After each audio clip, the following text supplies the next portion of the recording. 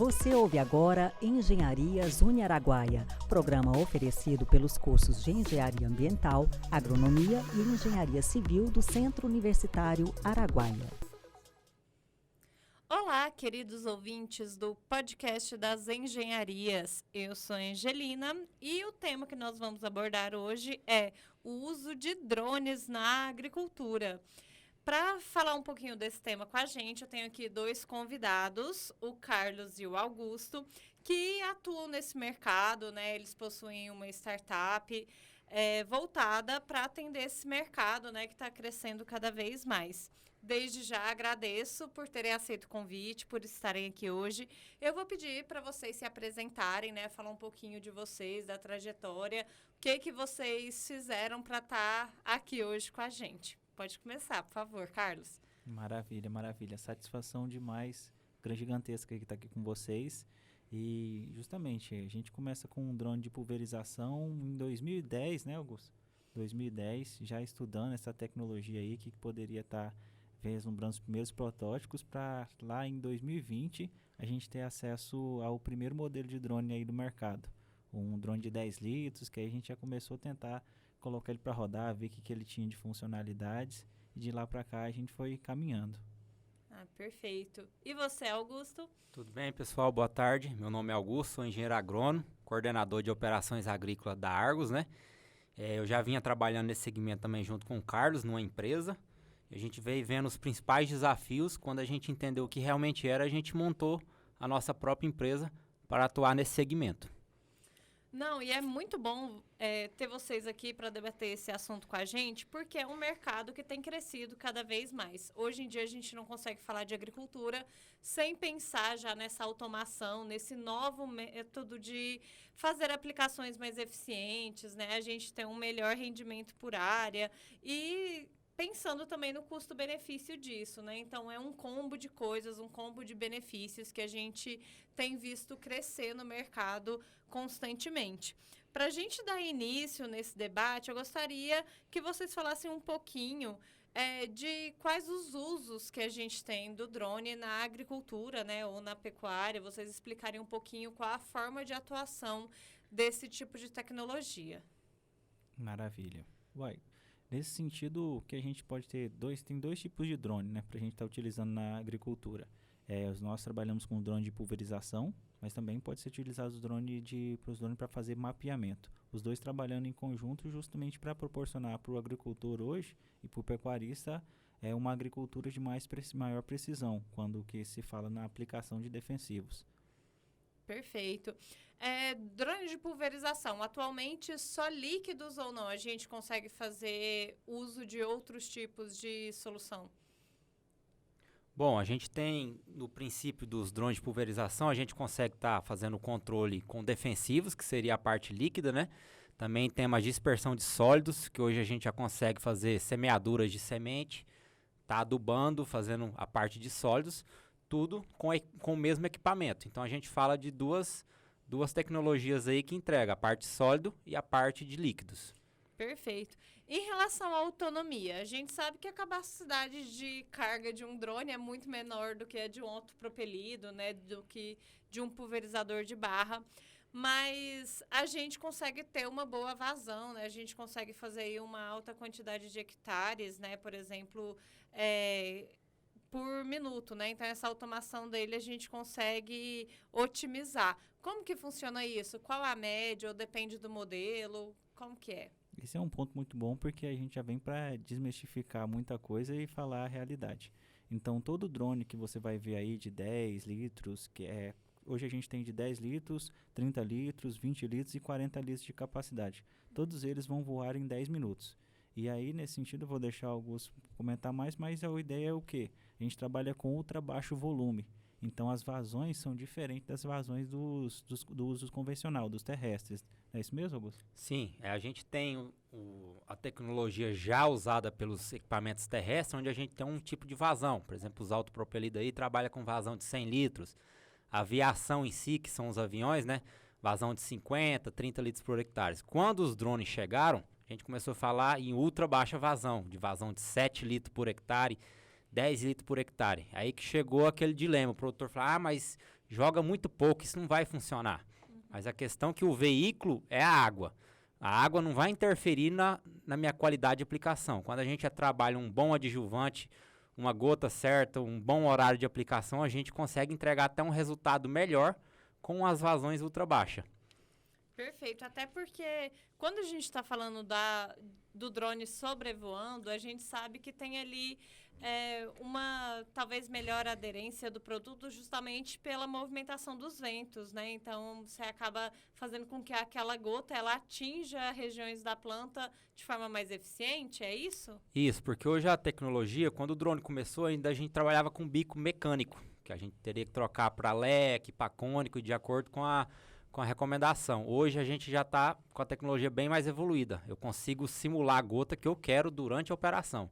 Então, se eu quero uma gota ultra fina, eu consigo depositar essa gota certinha no campo. Então, é uma tecnologia que vem para entregar e a gente tem muita questão da vetorização de gota. Como o drone ele gera um vórtex, um vento muito forte no sentido para baixo, a gente consegue depositar essas gotas bem mais do que outros equipamentos na parte inferior da planta. Que interessante, né? E em relação à aceitação dessa tecnologia no mercado, vocês conseguem perceber resistência por parte dos produtores ou não? Eles conseguem, assim, a partir do momento que eles veem eficiência, eles já aderem de forma muito rápida a essa tecnologia? É bem interessante essa pergunta, porque existem produtores e produtores. Tem aqueles produtores que, além de não adquirir a tecnologia, torcem contra. Então, isso aí tem em toda a área tecnológica. Mas aqueles produtores, principalmente os pequenos, os médios, eles abrem totalmente a porta para esse tipo de tecnologia, porque eles já vislumbram o quê? Uma maior facilidade na execução das suas operações de pulverização e retorno. E aí, nesse sentido, eu posso dizer que usam e repetem e já fechou o contrato para a próxima safra, porque na medida que ele vislumbra e vê o resultado, acabou, a tecnologia fica validada para ele. E aí facilita justamente no processo de disseminação, vai indicando para o outro, vai indicando que a gente sabe que o produtor tem dessa cultura, né? Funciona, os mais resistentes só vão pegar quando o vizinho tiver utilizado, tiver funcionado. Então aí a gente verificou esse comportamento.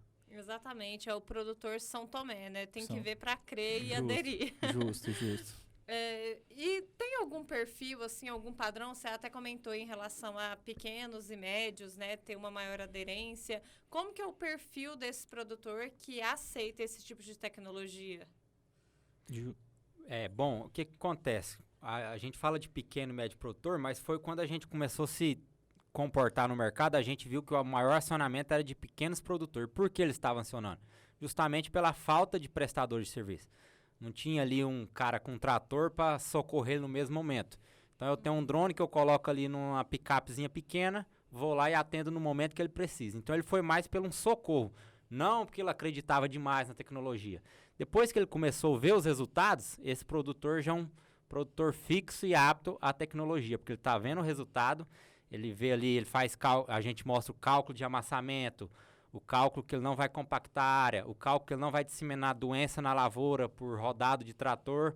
A hora que ele começa a ver esse resultado, esse é o perfil que mais se contrata esse tipo de serviço. Depois a gente tem os médios ali, que são produtores que têm baixa adequação tecnológica, não tem ali um capital para estar adquirindo um uniporte aí de R$1 milhão, mas tem a condição de pagar uma prestação de serviço, ou seja, tem várias áreas picadas onde que ele consegue receber esse tipo de serviço. E o grande produtor, que a gente pode estar comentando depois que tipo de serviço está chegando para ele. Perfeito. Em relação ao custo-benefício em si, qual o momento assim que vocês indicam para que um produtor ele comece a pensar, né, talvez ou em adquirir esse tipo de tecnologia ou em contratar um serviço, né? Como que é essa logística? Qualquer produtor tem condição de aderir a esse tipo de tecnologia? Hoje, qualquer produtor tem condição de aderir, seja na aquisição do equipamento, seja na prestação de serviço, é só ele fazer as contas corretas para verificar o custo-benefício, mas quando que o produtor tem que adquirir, eu falo que é para ontem, verificando assim, ontem mesmo, um produtor que a gente atendeu de banana, está com o seu bananal, sua plantação 100% livre de cigatoca. Isso significa o quê? Produtividade durante a seca. Nossos produtores de soja ganhando 6 sacas a mais por hectare. milho, silagem, 8 toneladas a mais por hectare.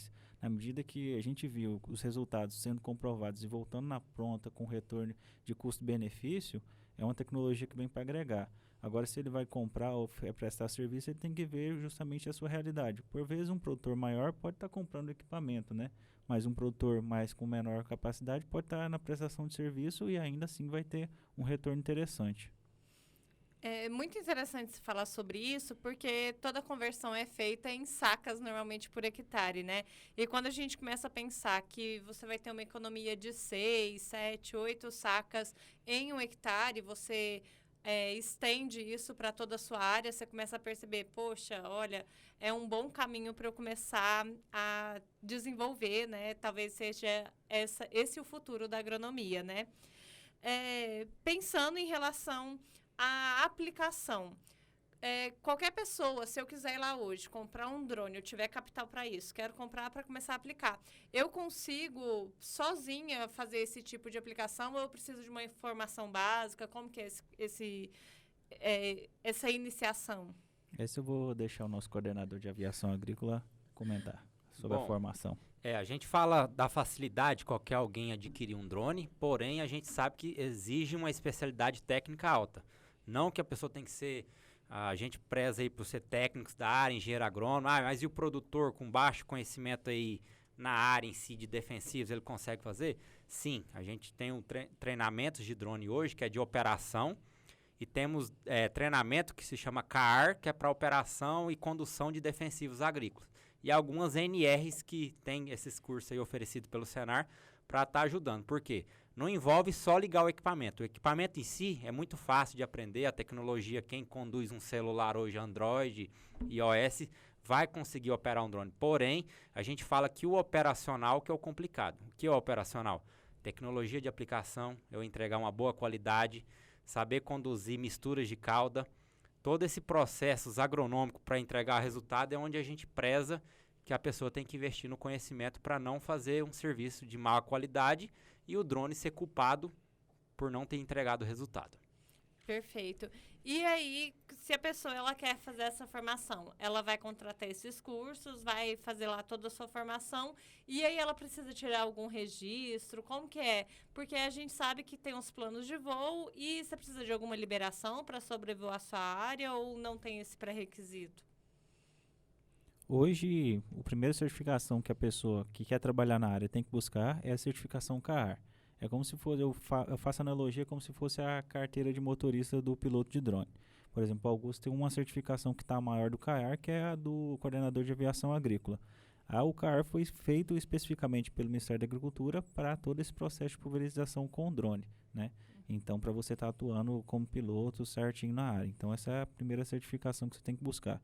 E outras certificações e outras cadastros que você tem que ter, justamente porque a gente não está trabalhando só com drone, estamos trabalhando com defensivos agrícolas. Então, seja como empresa, ou seja como prestador de serviço ou profissional, tem algumas questões, como ele colocou, com o IBAMA, com a agrodefesa, com o seu próprio estado mesmo, vai variando. Então, mas a principal mesmo é o CAR. Perfeito. Em relação à atuação da Argos, né, nesse mercado, o que vocês conseguem entregar, né? Quem tem interesse em contratar esse tipo de serviço, como que funciona? Vocês atendem o produtor de que forma? Justo. Hoje, o produtor, a gente consegue atendê-lo com a nossa prestação de serviço. Hoje estamos com uma frota de equipamentos bem interessante que dá para atender uma boa quantidade de produtores nesse sentido. Então, estamos com a agenda aberta aí para fazer os pré-fechamentos para a próxima safra. E aí, claro, por acaso do produtor ou outra pessoa queira trabalhar com prestação de serviço, nós temos também a revenda de drones, de equipamentos. Então, você consegue estar adquirindo equipamento com a gente. Você consegue também estar realizando os treinamentos adequados para estar trabalhando na área, porque eu sempre falo, cada R$1 que você gasta com conhecimento com drone é menos 5 que você vai deixar de gastar lá na frente consertando o equipamento por alguma besteira de operação. E aí, nesse sentido, também com os treinamentos e na medida venda de drone, treinamentos, prestação de serviço, tudo isso vocês podem contar com a gente da Argos. Ótimo. E já tem quantos anos que vocês estão atuando no mercado? Com drone, desde os primeiros modelos, começou em 2020. outra empresa, aí testando também. Aí a operação com a Argos, ela tem menos de 1 ano. Mas aí ela soma com a experiência que a gente teve, tudo que a gente veio aprendendo, errando, acertando, colocamos tudo certo para estar implementando nos processos da Argos. Perfeito. Eu até fiz essa pergunta para embasar outra. Em relação ao mercado, vocês têm percebido um crescimento constante, né, desde 2020, quando vocês começaram a atuar nesse campo, até hoje, né, já foram 3, 4 safras. Vocês conseguem perceber uma crescente demanda, né, do mercado, ou como que está isso? Sim, a gente começou com a prestação de serviço, trabalhando em outra empresa, e a gente falava assim, enquanto a gente não vê um outro aí, um concorrente trabalhando junto com a gente fala que o mercado não cresceu. Então a gente já consegue ver, a gente está fazendo um serviço, tem outra empresa prestando serviço, a gente vê que vários produtores que a gente atendia optou por comprar, ou seja, não, para mim é mais viável comprar do que a prestação de serviço. Então o mercado tá em alta, está crescente, vai crescer mais? Vai crescer e muito, porque a gente vê os drones de maior capacidade chegando no Brasil, maior tecnologia, aplicação em taxa variável. A gente já vê grandes produtores adquirindo para fazer parte das áreas, as áreas experimentais, áreas de difícil acesso. Então, o produtor grande já está tendo um nicho que ele está adequando o drone e, por enquanto, ele está usando o uniporte, está usando o avião, mas já está sendo uma ferramenta complementar na propriedade rural. Então, esse crescimento é exponencial aí. A gente vê aí para os próximos 5 anos, muita alta aí na venda e a aquisição desse equipamento. Ótimo. E normalmente, né, a gente já está encaminhando aqui para o final, mas eu gostaria que vocês dois deixassem dicas, né, para quem tem interesse nesse mercado, quem deseja se especializar ou tem interesse em ter mais conhecimento, qual caminho vocês indicam, né, qual o protocolo que esse aluno lá de agronomia que está nos seus primeiros períodos, ele pode traçar para conseguir chegar nesse mercado, né, ter alguma oportunidade? Eu falaria que o primeiro passo é seguir a Argos no Instagram, argos@agricultura, porque, sem brincadeiras à parte, lá a gente posta muito conteúdo sobre o que é a realidade do trabalho no campo com o drone de pulverização. Então, a primeira coisa é não desmistificar e achar que é um trabalho fácil. É um trabalho muito gratificante, gera sim bastante resultado, no entanto muito desafiador e de muita responsabilidade. Então, a primeira pessoa que já está pensando em trabalhar com drone, já venha com essa mente. Porque você pensar que a coisa vai ser fácil, que é só apertar um botãozinho e o drone sair voando, não é assim que funciona. Outra dica, deixa para o Augusto passar para a galera. Eu também deixo a dica, porque é um mercado tecnológico hoje, ele busca muito entregar a solução. E o drone vai entregar a solução, mas toda tecnologia que vem acoplada aí com muitos recursos, ela requer muito conhecimento técnico. Então é a pessoa especializar, ver se interessa mesmo nessa área, porque é uma área que vai crescer muito, já está grande, né, no mercado, e tem muita oportunidade aí da pessoa empreender, crescer, entregar resultado para o produtor. Ótimo. E, assim, a questão é sempre se atualizar, né? Isso é uma nova tecnologia. Garanto que quando você estava na época da faculdade, talvez nem comentavam sobre isso, né? Não. Pelo menos na minha época, formei lá em 2015, a gente nem imaginava a proporção que isso tomaria, né? Na época até a gente comentava sobre drone, mas só para fazer, assim, levantamento de área, né? Algo muito pontual. E hoje em dia a gente vê a dimensão disso e imagino, assim, para daqui 5 anos o quanto já vai ter evoluído nessa tecnologia, o quanto a gente já não vai ter melhorado, questão de automação, de tempo de voo, né? Todas as questões que talvez hoje acabam sendo limitadores, o quanto isso vai ter crescido, né? Então, se atualizar no mercado é fundamental e eu acho que é interessante a gente deixar essa dica aí para o pessoal, né? Quem tem interesse, busque cursos, né? Cursos até ofertados pela Argos, enfim. A gente tem diversos no mercado que são ótimas opções e continue se atualizando sempre, porque as oportunidades estão aí, cabe ter mão de obra qualificada para conseguir fazer tudo, né? Meninos, então eu agradeço muito a participação de vocês, agradeço por terem aceito o convite, por estarem aqui hoje, ter compartilhado tanto conhecimento com a gente. A Araguaia está sempre de portas abertas e se vocês quiserem deixar algum recado, passar outras redes sociais, fiquem à disposição. E como eu mencionei, pessoal, seguir a gente no Instagram, onde a gente posta bastante conteúdo sobre a realidade do equipamento. E eu acho que nesse sentido, palavra inicial aí para quem está nesse caminho buscando se formar, se especializar, é nunca desistir dos seus sonhos.